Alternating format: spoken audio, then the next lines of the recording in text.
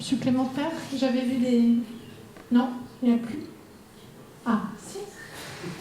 Il y avait... Il me semblait qu'il y avait... Non, donc vous évoquiez les concepts de Marx et c'est une question aussi que je me posais par rapport au monnaie locale.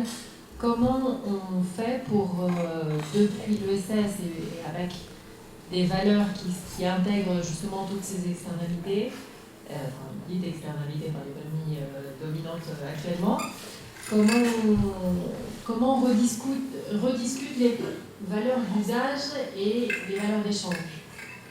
Comment on en parle et comment on mène ce combat-là? Ça vous va? Pas d'autres questions? Alors, qui veut répondre? Bien répondre sur la je vais essayer de vous répondre par rapport à l'expérimentation qu'on conduit à Terra. Donc Terra, c'est un écosystème coopératif territorial dans le sud-ouest de la France, qui se trouve autour de Tournon-d'Agenais, une trentaine de kilomètres autour de Tournon-d'Agenais. Donc on travaille avec toutes les parties prenantes du territoire depuis 10 ans pour réinstaurer en fait les fondamentaux de l'économie. Alors déjà, premier point, je ne suis pas du tout d'accord avec cette idée que nous sommes une économie alternative. Oikos, les règles de la maisonnée. Nous sommes l'économie. Ils sont l'économie alternative. Déjà, il faut sortir de cette espèce de truc comme si on faisait des trucs alternatifs. On ne fait pas des trucs alternatifs, on fait ce que font les êtres humains depuis l'origine du temps. On produit des biens et des services utiles à des habitants et on essaie d'anticiper et d'ajuster un petit peu nos consommations pour en avoir pour nos générations futures. Donc, je veux dire, c'est ça l'économie. Oikos, c'est que ça. Tout le reste, c'est du grand cinéma. En fait, je ne sais pas ce que c'est. Donc, pour revenir à ça, parce que c'est important, donc, dans ce petit territoire d'une trentaine de kilomètres autour de Tournon-d'Agenais, on essaie de relocaliser la production vitale aux habitants du territoire. Et on a décidé d'un commun accord que ces relocalisations sur ces petites communes, puisqu'on a sur 3 communes aujourd'hui, donc Masquières 200 habitants, Tournon-d'Agenais 700 habitants, Trentels 850 habitants, en partenariat avec toutes les parties prenantes du territoire, les habitants, les entreprises, les producteurs, les réseaux de distribution, les partenaires financiers, les collectivités territoriales et un groupe de chercheurs, puisqu'on a aussi un conseil scientifique qui travaille avec nous depuis plusieurs années. On essaie de faire quoi? De relocaliser ce qui est nécessaire à la production vitale des habitants de ce territoire. Et c'est quoi ces productions vitales? C'est de l'alimentation saine, c'est de l'eau potable, c'est de l'énergie renouvelable, c'est des flottes de véhicules en partage, c'est des maisons, des bâtiments durables et biosourcés, à la fois servant d'usage, enfin d'habitation et professionnel. Et c'est aussi tout un ensemble de services autour de la transition écologique des acteurs du territoire et l'accès à la culture pris dans son sens le plus large, éducation, technique, art et sciences. Voilà ce qu'on y fait. Et pour répondre à ta question, nous, on valorise en monnaie ce qui compte pour nous, et donc on a une monnaie citoyenne locale qui s'appelle l'abeille, qui est une monnaie qu'on peut utiliser sur de coupons billets ou sous forme de monnaie numérique, parce que sous forme de coupons billets, c'est vraiment compliqué.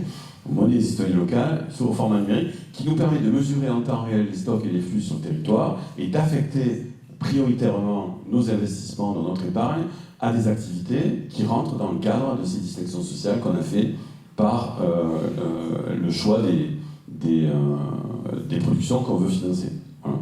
Donc quand on parle à un moment donné de valeur, de contrat, pour nous c'est un contrat. Pour nous c'est une convention, la monnaie est une convention. Donc on a un comité territorial de dialogue qui est composé des parties prenantes du territoire, qui décide qui va avoir le droit d'accepter ces abeilles ou pas. Et les droits qu'ils vont avoir d'accepter ces abeilles ou pas, ils sont décidés par un ensemble de règles du jeu qu'ils doivent suivre. Ils doivent avoir un siège social local, ils doivent produire correctement, privilégier les circuits courts, produire des biens et des services respectueux des humains et de la nature, et dans les différents domaines dont je vous ai parlé.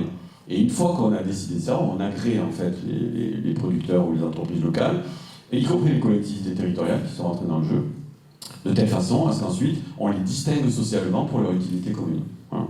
Et là on voit bien qu'on a redonné à la monnaie un rôle de convention, mais ça c'est sur la partie échange. La deuxième partie aussi qui est très importante pour moi, c'est les stocks, parce que pour faire fonctionner une économie, il faut des flux et des stocks. Les flux, c'est les échanges entre les acteurs qui échangent les marchandises, Mais les stocks aussi, c'est l'argent dont on va avoir besoin pour la trésorerie des entreprises, parce que vous ne vendez pas tout à l'instant T, des fois il y a un petit délai, donc il faut avoir un peu de trésorerie, mais c'est aussi l'argent que vous allez stocker sous forme de terrain, puisqu'il faut les acheter, les terrains aujourd'hui malheureusement. Donc là on a une foncière avec un fonds de dotation, donc la foncière qui est une SCI appartient à 99% au fonds de dotation, qui lui-même appartient à tout le monde, puisque c'est le fonds de dotation. Okay, et on va essayer de relocaliser en fait l'épargne de ces marchés financiers, en particulier l'épargne des citoyens, des petites entreprises, des collectivités territoriales. On va relocaliser cette épargne, et cette épargne après on va l'investir dans l'appareil de production pour augmenter la production locale, à condition que ceux à qui on va donner cet investissement acceptent la monnaie citoyenne locale en paiement de leurs produits et leurs services qu'ils vont mettre en circulation. Et donc ça fait une boucle vertueuse qui nous permet de pouvoir développer l'économie locale. Voilà. En tout cas, voilà un exemple de comment on peut contractualiser à la fois les règles d'échange et les règles d'investissement de l'argent dans cet appareil de production. Est-ce que Jean-Michel ou Thierry peut répondre à... Moi, j'ai une réponse, mais qui sera peut-être pas celle qui... D'accord. Vas-y. Donc pour la question, les histoires d'argent, de monnaie, c'est-à-dire toutes ces conventions, ce côté très... j'ai lu beaucoup là-dessus. Je crois que tous ces sujets, c'est un truc pour nous perturber, pour nous enfiler, parce que à la sortie, en pratique, ça ne fonctionne pas comme les grandes théories, les grands principes de la monnaie, de l'argent, tout ça. C'est pas comme ça que les choses se passent en pratique. Voilà. Donc je pense que c'est un peu s'embrouiller, se plonger dans tout un tas de concepts de comparaison, de se situer, moi je suis plutôt à gauche, à droite, parce que si, parce que là, en entendant en pratique, encore une fois, il me semble que c'est pas du tout comme ça que ça se passe. Je verrai un sujet par exemple qui est évident. On dit le capital, la rémunération du capital, si vous avez 100 €, que vous les investissez dans quelque chose qui est plus ou moins risqué, que vous attendiez qu'il y ait une rémunération par rapport au risque de tout perdre. La rémunération du risque, ça je crois que tous ceux qui ont un peu d'argent, qui peuvent le prêter ou le passer à quelqu'un, veulent bien entendre que ça impacte sur ce qu'on vous restitue. Je prends des risques, je pourrais les 100 € les craquer de mon côté, je les mets dans un projet normal. Voilà. Donc qu'il y ait une rémunération du risque, c'est ce que nous racontent les grandes théoriciennes de la finance. En pratique, c'est plus ce qui se passe.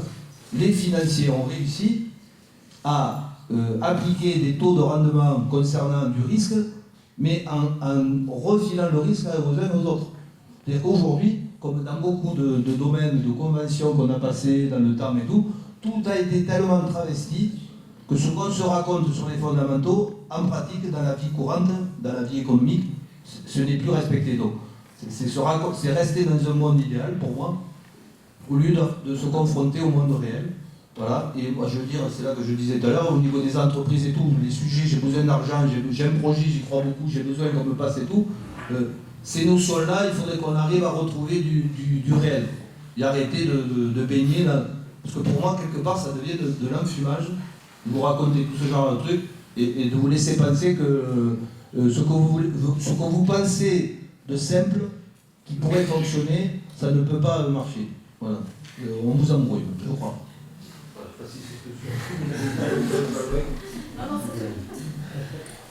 Ta réponse m'arrange beaucoup parce que je ne connaissais pas exactement, je ne sais pas quelle est la bonne, voilà, la réponse standard, la différence entre argent et monnaie. Donc tu m'as dit que c'est très bien, je n'ai pas à m'en soucier.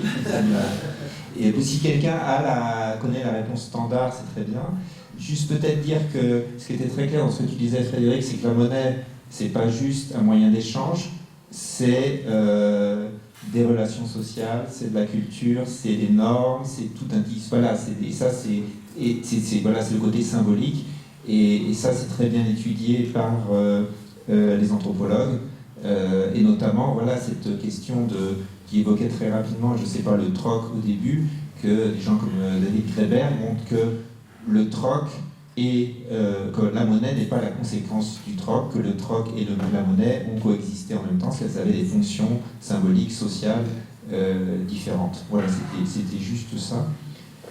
Est-ce que je peux poser une petite question rapidement? Parce que dans ce que tu as dit, Thierry, tu as dit il y a deux capitalismes, deux spéculations et l'économie.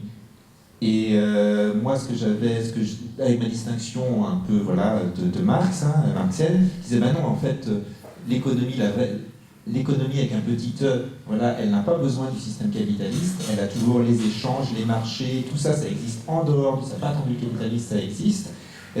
Alors que l'économie, typiquement, qu'on dit avec un E majuscule, ça, c'est ce qui est le résultat des valeurs d'échange, c'est ce qui est mesuré par le PIB. Du coup, l'économie, c'est ce qu'on est capable de mesurer de façon totalement arbitraire. Voilà, ça c'est un petit peu la distinction qui est faite chez les économistes hétérodoxes. Donc ma question, c'est est-ce que tu voudrais dire est-ce qu'il y a de la place, en restant sur l'économie capitaliste, c'est-à-dire il y a de la place pour des entreprises qui ne soient plus dans la recherche du profit, mais par exemple, le boulanger qui veut juste faire une activité, qui veut de quoi vivre, qui est dans une économie marchande, libérale, très bien, mais qu'on ne va pas qualifier de capitaliste parce qu'il ne rémunère pas un capital. Est-ce que c'est ça que tu voudrais dire aussi comme économie, ou est-ce que tu penses qu'il y a aussi une place pour une économie de type capitaliste, non de spéculation? Je confirme que dans ma petite tête, je crois qu'il est possible d'avoir un capitalisme sain. Voilà. Et y compris en ayant de l'argent que l'on prête, tout ça, qui soit rémunéré.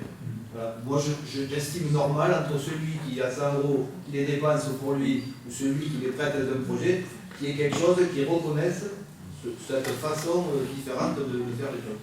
Voilà. Pour moi, c'est rémunérer le capital, mais pas sur les bases, comme je dis, détournées, défoncées que nous avons depuis des années. Et qui donc vise à reporter le risque sur d'autres tout en prenant la rente. On met tous les fondamentaux pour donner naissance à un système. On fait croire qu'on applique le système, mais en fait on a détourné complètement le fond. Voilà. Pour moi, c'est ça le problème. Il y avait une question par ici, je crois.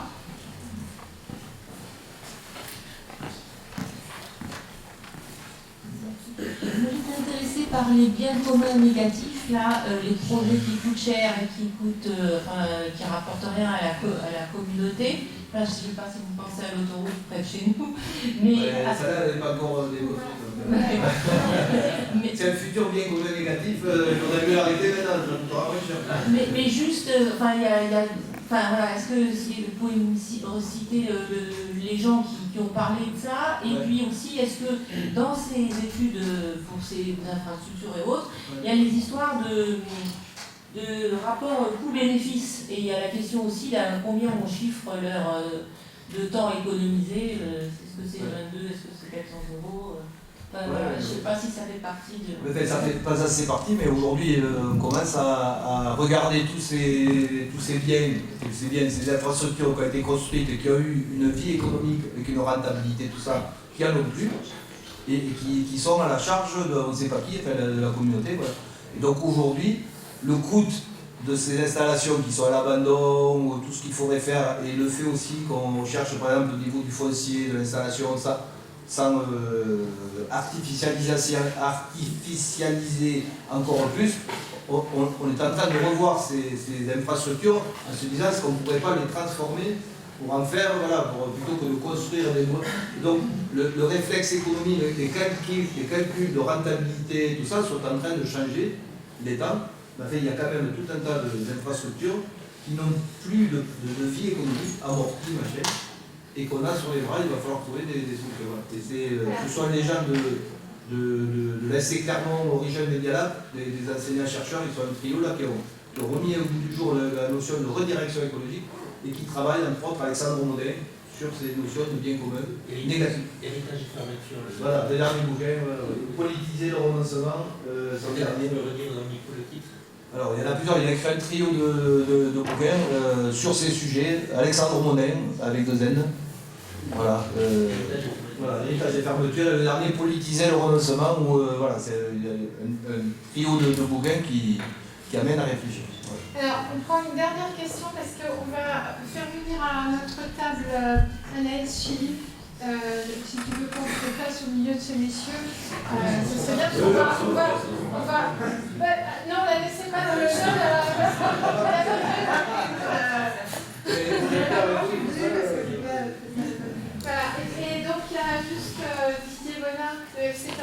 Nathalie qui veut exprimer une question. Donc Oui, on bonjour va basculer petit à à petit tous. sur le sujet de la solidarité justice Donc il y a sociale. deux éléments qui n'ont pas été abordés. D'une part, la question de la chaîne de valeur. Parce qu'aujourd'hui, dans la répartition de la valeur sur toute la chaîne de valeur, la plupart du temps, c'est l'opérateur final, le distributeur qui capte une grosse partie de la valeur. J'ai en tête juste, bon ça date de 2012 parce que je n'ai pas réussi à remonter, mais c'est la même chose aujourd'hui, je pense que c'est peut-être même pire. En agriculture, sur la valeur ajoutée, il n'y a que 9,5% en 2012, en moyenne. Vous imaginez les différences entre secteurs captées par l'agriculteur, le producteur de la valeur, et 60% qui est capté par les services et la distribution. Donc il y a quelque chose qui ne fonctionne absolument pas là dans la chaîne de valeur, où c'est le dernier finalement qui par chaîne, met la pression sur tous les autres. Alors c'est une pression qui est à la fois économique et sur le travail. Et donc derrière, on a les dégâts sociaux que crée l'intensification du travail, etc. Ça c'est un point. Alors peut-être que vous aurez des choses à dire là-dessus. Et puis l'autre élément qui a été un peu abordé par Frédéric, c'est la question de la territorialisation de l'économie. Parce que justement, si on veut que les flux financiers s'auto-alimentent, se développent localement, ben, il faut un maximum relocaliser toute l'économie. Le maximum, quoi. Évidemment, on va continuer à acheter des fèves de chocolat et du chocolat, mais tel qu'il sera déjà transformé dans le pays d'origine pour manger du chocolat, et j'aimerais bien continuer à en manger quand même. Mais voilà, on peut faire de façon très différente. Très bien. Oui, juste. Oui. Voilà, tout petit, une petite réaction, et on va passer au deuxième sujet. Parce qu'après, on a un super sujet là qui switch bien avec. Pour prendre un exemple très concret de ta première question, donc toujours dans notre petit territoire de 30 km autour de Tournai d'Agenais, on a été accompagné, on a créé un conseil scientifique avec des chercheurs, et en particulier on a travaillé avec le laboratoire Artemis, qui travaille sur l'économie, la fonctionnalité et la coopération. Et donc ils nous ont accompagnés pendant 3 ans à un transfert du référentiel d'économie, la fonctionnalité et la coopération. Alors pour ne pas rentrer dans les détails, mais juste sur ce point très précis. Et donc, nous, on travaille à travers ce qu'on appelle un écosystème coopératif territorial, dans lequel, dans cet écosystème coopératif territorial, on va y retrouver justement toutes les parties prenantes de la création de valeur dans le sens valeur, force de vie. Donc, on va travailler avec toutes les parties prenantes du territoire pour créer ce qu'on appelle, nous, des solutions intégrées.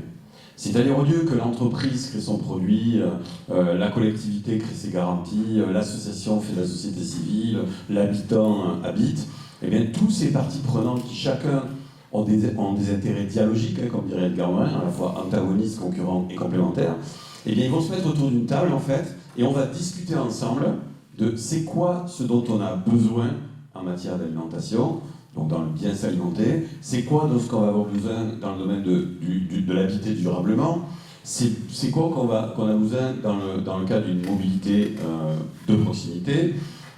Et donc, tous ces éléments de solutions intégrées, en fait, qu'on va aborder, on va ensuite les réfléchir de façon intégrée. C'est-à-dire qu'on va réfléchir à comment on va faire pour les produire, comment on va se partager la valeur entre tous les acteurs de la chaîne de valeur. Et notre chaîne de valeur, elle est plus linéaire, c'est-à-dire ici, vous avez le paysan, et là-bas, vous avez le restaurateur de luxe. En fait, la chaîne de valeur, on va la tordre, en fait. On va la tordre et ça va devenir un cercle de valeur. Et personne n'occupe le centre. Tout le monde va discuter, en fait, le bout de gras, comme on faisait avant, hein, vous savez, les palabres hein, dans les sociétés primitives, hein, on va discuter de quel est mon rapport, en fait, à cette valeur, et comment je peux... Frédéric, tu me confirmes, Oui. ce ne sont pas que des acteurs de l'ESS qui sont autour de la table. Ah non, bien entendu, il y a des entreprises classiques. Non. Puis, de toute façon, moi je trouve que l'ESS, c'est des valeurs. Il y a des entreprises qui ne sont pas forcément... il y a des entreprises qui appartiennent à l'ESS statutairement. Je ne sais pas si vous les connaissez, mais bon... moi, personnellement, j'ai du mal à me dire que j'appartiens à l'ESS, si vous voulez le voir. Par contre, je connais des entreprises, voilà, qui veulent remettre l'économie au service de la vie, et ceux-là, j'aimerais bien qu'ils soient avec moi. Okay, donc c'est vraiment cette histoire, on recrée un cercle, et on discute ensemble de comment on se répartit la valeur. Voilà. Et ça c'est ce qu'on appelle des solutions intégrées. Et pour ceux qui veulent en savoir plus, vous allez voir, économie de la fonctionnalité, la coopération, laboratoire Artemis. Alors, on va rentrer dans un concret, très concret, avec Anaïs. Ouais, tu vas essayer. essayer, et tu vas nous parler d'Emmaüs Toulouse, qui a son propre écosystème aussi, de partenariat d'acteurs et de manière de faire échange. Donc voilà, je vous laisse découvrir. Et on appuie Hélène Morel. On est plusieurs. Bonjour. J'aimerais bien introduire le fait qu'effectivement on est un acteur de la solidarité et on milite depuis le début du mouvement pour la question de la justice sociale qu'on défend nous en tant que commun de société. Voilà. Mais on entretient un rapport ambigu à l'argent. Alors je vais un peu développer au niveau à l'argent et aux moyens de production des biens et à la façon dont ils nous font vivre nous aussi. Et de dire que c'est une lutte de tous les instants. Et c'est pas parce qu'on est un collectif qu'on est en dehors d'une société qui s'individualise et où le commun, ça devient un combat, même chez nous en interne. Donc nous, on fait partie de la branche qu'on appelle la branche 1, de la branche d'Emmaüs, qui a été créée donc par l'abbé Pierre, et qui, à l'origine, donc c'est ce qu'on appelle les communautés Emmaüs. Tout le monde voit bien ce que c'est, à peu près. Ouais, je vous explique, c'est ça. Les communautés Emmaüs, elles ont été créées en tant qu'outil, en fait, à un instant T, donc par l'abbé Pierre, mais pas que, mais aussi par Georges, Lucie et tous les premiers compagnons de route, pour répondre à une urgence qui était celle du mal logement à la sortie de la Seconde Guerre mondiale, et en disant l'État ne fait plus. C'est un peu quand il a tiré sa révérence et que ça a été un peu brûlant. Ben nous, on va faire. Et pour faire, il nous faut un outil économique qui va nous permettre de créer du logement, créer de la solidarité, recréer du commun autour de ce qu'étaient les valeurs que défendait l'abbé Pierre. Et donc pour ça, avant qu'on parle d'économie sociale et solidaire, même d'environnement, on est dans les années 50, donc on est quand même très loin d'aujourd'hui. Ils se sont mis à récupérer du papier, récupérer des vieux tissus, récupérer des objets que personne ne voulait. Alors il y avait des dons, parce qu'à cette époque-là, les dons pouvaient affluer parce qu'il y avait encore des gens qui incarnaient ce commun assez fort et qu'on était encore dans une société de clivage qui reconnaissait le commun à la sortie de la guerre, qui était la solidarité. Et donc ils se sont servis de ce que ne voulait plus la société, de ce que déjà commençait à surconsommer notre société, pour pouvoir financer des projets qui étaient surtout ceux de lutter contre le mal logement. Parce qu'ils partaient du principe que dans une société évoluée, c'était pas normal que les gens dorment dehors, meurent dehors, ce qui est toujours aujourd'hui le cas. Et peut-être de plus en plus. On pourra en discuter, mais c'est pas le sujet. Et donc du coup, nous, on a construit les communautés sur un principe d'autofinancement. Parce qu'à l'époque, il n'y avait pas la loi AGEC, on ne rémunérait pas, il n'y avait pas le concept de pollueur-payeur, il n'y avait pas encore ce que tu disais tout à l'heure, on rétribue pour un acte de protection parce qu'on trie, parce qu'on recycle, parce qu'on ressource, parce qu'on répare, parce qu'on retransforme, parce qu'on... Maintenant, il y a des initiatives générales sur la low-tech là-dessus. Mais à l'époque, en fait, c'était un échange, on revendait des matières qui étaient réutilisées, et donc on était complètement, je dis à l'époque, autonome sur notre financement, puisqu'aujourd'hui, une partie de notre financement vient du recyclage, et donc on est rémunéré par des éco-organismes qui sont des éco-organismes qui sont eux-mêmes financés par des taxes, par les pollueurs-payeurs pour notre action de recyclage.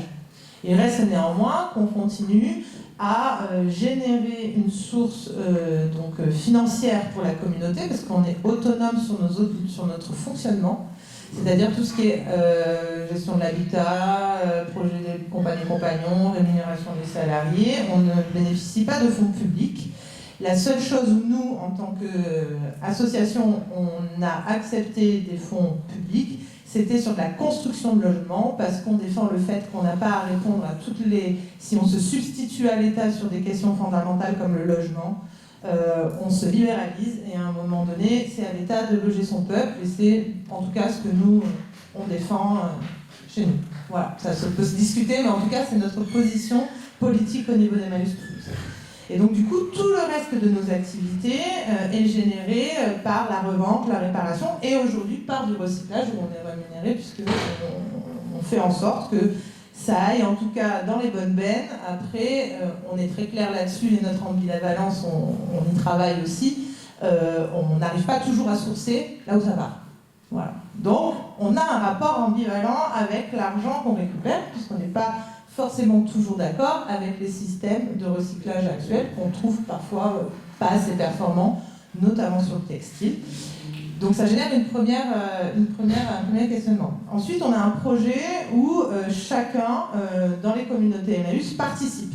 Donc on a un statut d'exception qui s'appelle le statut WACAS, qui est aussi en dehors du Code du travail, et on peut en discuter aussi, qui est un statut d'exception, mais qui nous a permis, en fait, après que l'image de l'abbé Pierre parte un petit peu et pour le protéger, de protéger le fonctionnement des communautés, parce qu'en fait, il y avait rien qui garantissait un minimum de règles pour protéger les personnes qui étaient dans les communautés, et 2, le fait qu'on ait des obligations et des comptes à rendre au travers d'un statut qui nous était donné.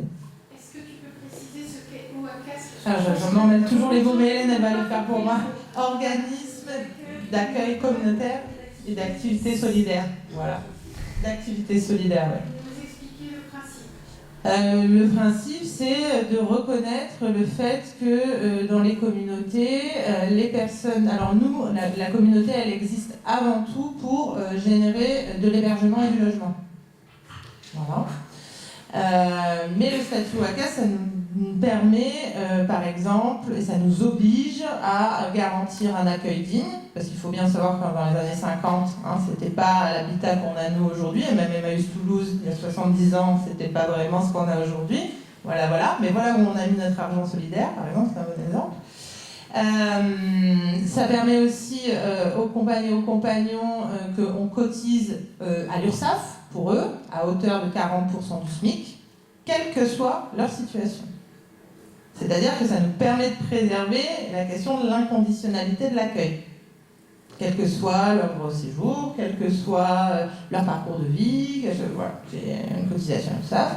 Ça garantit un accompagnement social dans un parcours de soins qui est individualisé.